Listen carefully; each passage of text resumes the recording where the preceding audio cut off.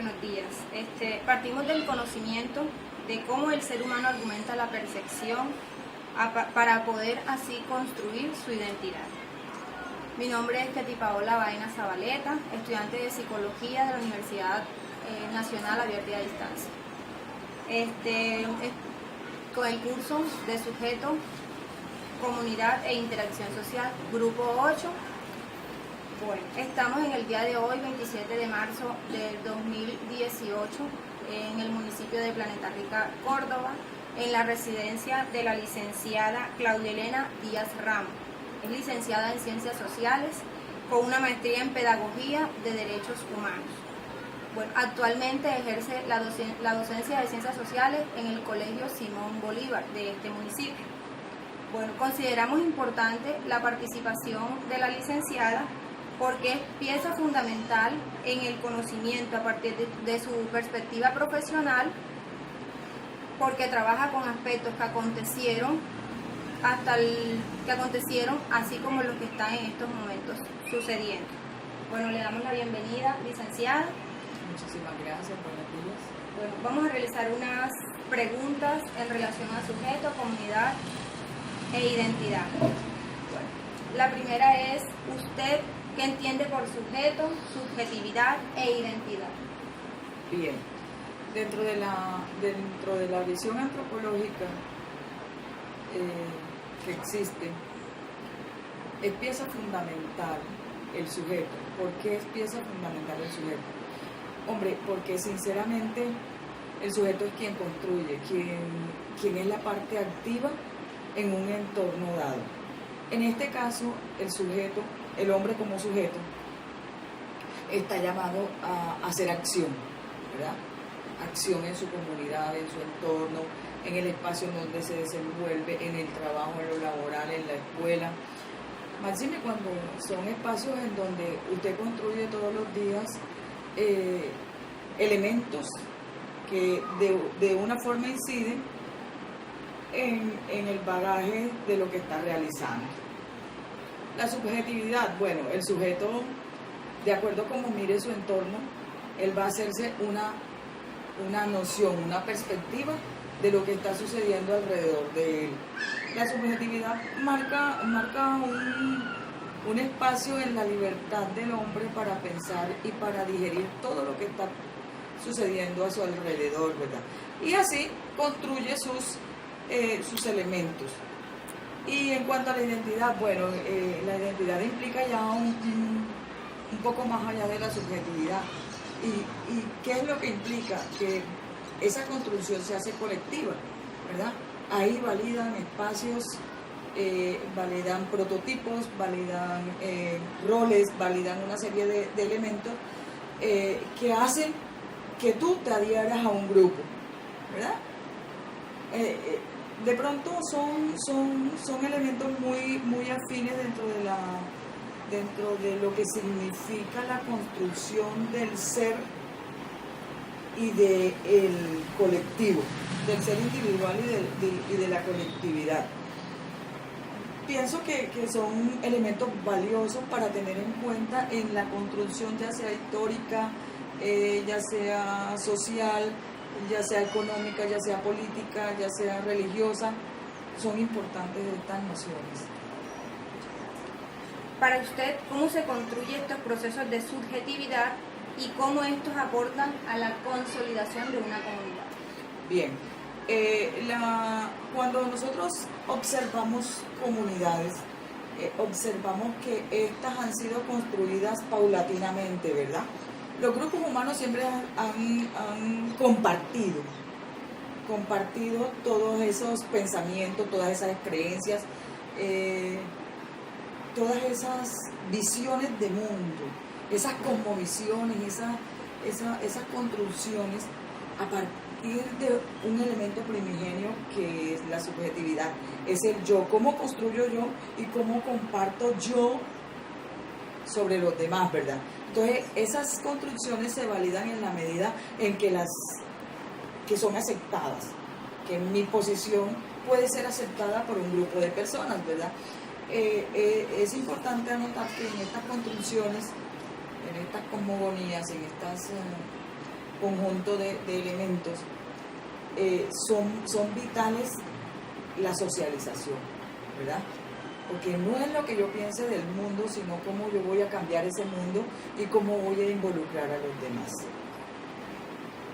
Para usted, en su comunidad, ¿existen lugares que permitan construir y afianzar estos procesos de subjetividad y de consolidación de identidad? ¿Como cuáles? ¿Por qué? Te hablo de la escuela, por ejemplo. En la escuela validamos muchas construcciones, ¿verdad? Subjetivas. Te voy a poner un ejemplo clarito. Esa cultura de la agresividad, del lenguaje verbal, del lenguaje no asertivo, ¿verdad? Es mucho más fácil utilizar el lenguaje como herramienta que como arma, ¿verdad? Yo siempre en mi rol de docente y en mi rol de docente femenina, siempre encontramos un lenguaje como muy marcadamente machista en nuestro entorno. Entonces ese lenguaje lo observamos nosotros a nivel de la familia, a nivel de la calle, a nivel de muchos espacios, en el deporte, por ejemplo, lo vemos. Y entonces cuando tratamos de construir cosas diferentes, por ejemplo, utilizar un lenguaje más asertivo desde la escuela, es un tanto que difícil porque en la escuela influyen todos esos factores sobre el niño, ¿verdad?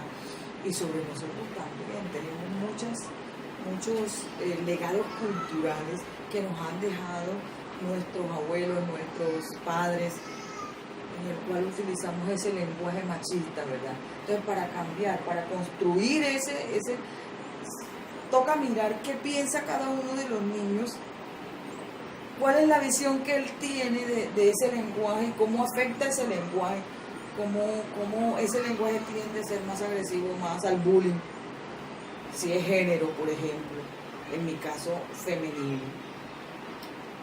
Entonces yo trato de que los niños reflexionen sobre esas prácticas que para ellos en muchísimas ocasiones son comunes, ¿verdad? La escuela es un escenario donde se construye colectivamente desde la subjetividad, ¿verdad? En la escuela tú encuentras visiones del mundo totalmente diversas, pero que tienen un punto de encuentro, y el punto de encuentro, ¿cuál es? En el caso del lenguaje agresivo, es precisamente que a nadie le gusta ser maltratado. A nadie. Yo no he visto el primer ser humano que le guste que lo maltraten de palabras, que lo maltraten de golpes.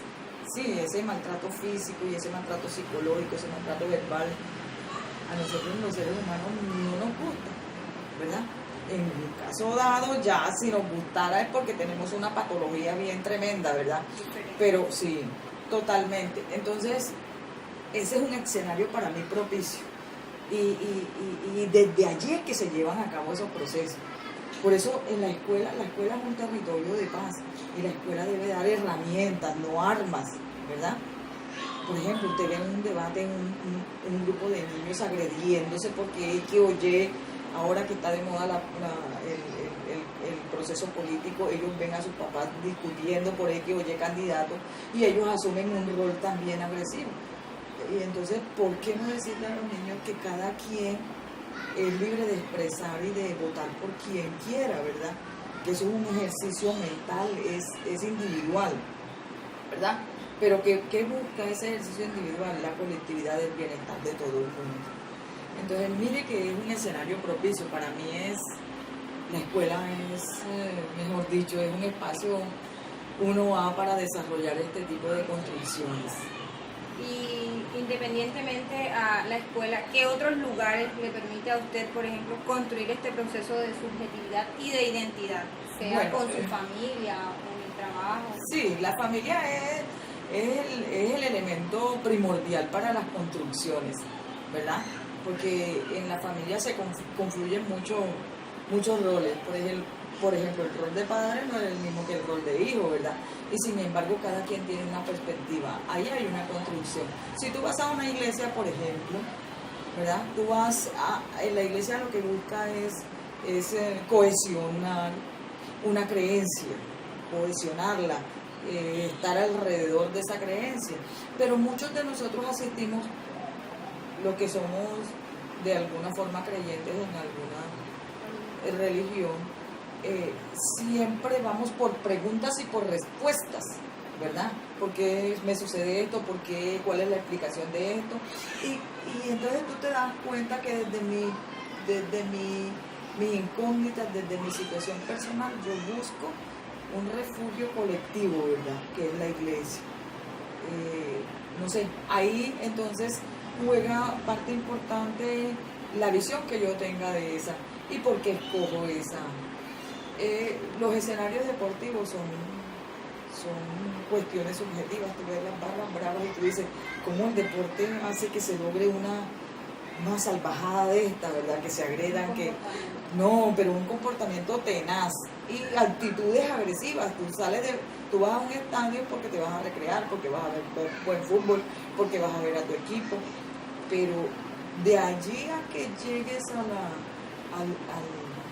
una concepción violenta de lo que es, por ejemplo, el fútbol, no, sería ya un estadio bastante lamentable de estas construcciones colectivas. Y desafortunadamente, o infortunadamente, los chicos de hoy piensan que eso es algo normal, ¿verdad? Entonces, a bien tienen los procesos ya colectivos de hacer que estas barras bravas se conviertan en barras de paz, ¿verdad? Entonces miren que en casi la gran mayoría de los espacios donde hay intercambios de posiciones, de visiones de la vida, siempre vamos a encontrar este tipo de cosas. Señor, ¿por qué los lugares tienen incidencia en estos procesos y afianzan estos procesos de construcción de sujeto, subjetividad e identidad? Muy bien. Digamos que los lugares, dependiendo de los lugares, ¿verdad? Lo que ya te comentaba anteriormente, no hay nada de diferente en que yo comparta una creencia por un ser supremo diferente a la tuya, ¿verdad? Sin embargo, nosotros podemos confluir en algo. Mire, la diversidad hace que desde el punto de vista personal tú toleres al otro, ¿verdad? Pero también construyas. Si tú toleras al otro, construyes respeto, construyes armonía, construyes paz, ¿verdad? Pero si es el caso contrario, ya vas a construir cosas negativas. Para usted, ¿existe relación entre territorio, subjetividad y procesos de generación de identidad? ¿Por qué? Bien, existe un estrecho vínculo entre territorio, el sujeto, la subjetividad. ¿Por qué? Porque dependiendo de cómo visiones el entorno donde te desarrollas, asumes una actitud frente a él, ¿verdad? Esa actitud hace que tú, por ejemplo, tengas unas características muy particulares. Te voy a poner un ejemplo. La cultura Zenú o Zenú era una cultura netamente acuática. Todo lo que ellos desarrollaron fue en torno al agua, ¿verdad? Entonces, observamos que ese entorno de alguna forma le dio elementos suficientes para construir identidad, ¿verdad? Para ellos la naturaleza era lo principal y el agua jugaba una parte muy importante en el desarrollo de sus procesos. Pienso que se genera identidad precisamente a partir de todos esos elementos, ¿verdad? Territorio, la visión del sujeto y todos los elementos culturales que incidan en ellos. Para usted, ¿cuáles son las prácticas que se realizan en su comunidad y que permiten generar estos procesos de identidad? Bien, a nivel de la comunidad estamos atravesando por unos momentos bien productivos. Por ejemplo, en torno a los procesos que se desarrollan a nivel del municipio, estamos notando que hay un cambio de actitud frente a la comunidad. La comunidad se incorpora más a las obras sociales que se realizan, participan, son más participativos, Es decir, ha habido un cambio, de mentalidad. El cambio de mentalidad que lo ha dado, que nos estamos transformando en unos sujetos más activos para que nuestro municipio salga adelante, ¿verdad? Eso hace parte de esa construcción de identidad. Queremos tener una ciudad más amable, queremos más segura, con menos problemas a nivel de lo social. Y estamos siendo propositivos, entonces eso está cambiando mucho.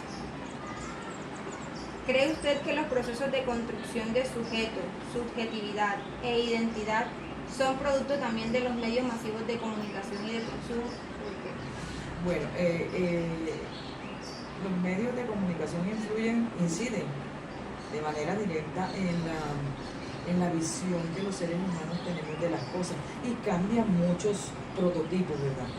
Validan prototipos que son ajenos, que no hacen parte de nuestra cultura, pero que sin embargo influyen determinantemente, porque es la forma como se llega a las personas, ¿verdad? Lo notamos pues con los chicos, ¿verdad? Todo el mundo quiere tener el peinado de Cristiano Ronaldo, y el chico no decide por sí mismo, o sea, sino lo que claro, está dando cosas que no son de él. Y sin embargo, observamos que la visión que tiene el chico es quererse parecer a X o Y prototipo. Entonces sí, determinantemente los medios de comunicación influyen en estos procesos. De hecho, los procesos de aculturación que se dan son precisamente eso. Hay unos que ven la aculturación como una cuestión pues, negativa para las culturas propias, y hay unos que ven que las culturas van evolucionando. Entonces, en ese orden de ideas estamos viendo que los medios de comunicación están influyendo de una forma u otra. ¿Y considera que los procesos de identidad están relacionados con el contexto social que nos rodea? Sí, determinantemente. Porque es que tú construyes colectivamente, o sea, el contexto social es muy importante. Hay relaciones sociales que están influyendo en la validación de la identidad, ¿verdad? ¿Considera usted que el reconocimiento de la heterogeneidad de grupos minoristas aportan a la comprensión de grupos sociales? Y de ser así, ¿cómo estos reconocimientos generan procesos de identidad? Bien, no ha sido fácil para Colombia aceptar que somos diversos, que pensamos diferentes, que no somos iguales en el pensamiento, que no somos iguales en este tipo de cosas, pero que sí, dentro de esa diversidad, compartimos muchos elementos. Compartimos el colombiano, por ejemplo, compartimos que tenemos unas instituciones que nos permean a todos, compartimos mucho más de lo que nos imaginamos, pero que este proceso de las minorías ha sido bastante difícil aceptarlo, ¿verdad? Porque siempre se han impuesto unas imágenes de lo que somos, ¿verdad? Hoy en día ya vemos comunidades como la LGTBI, comunidades trans.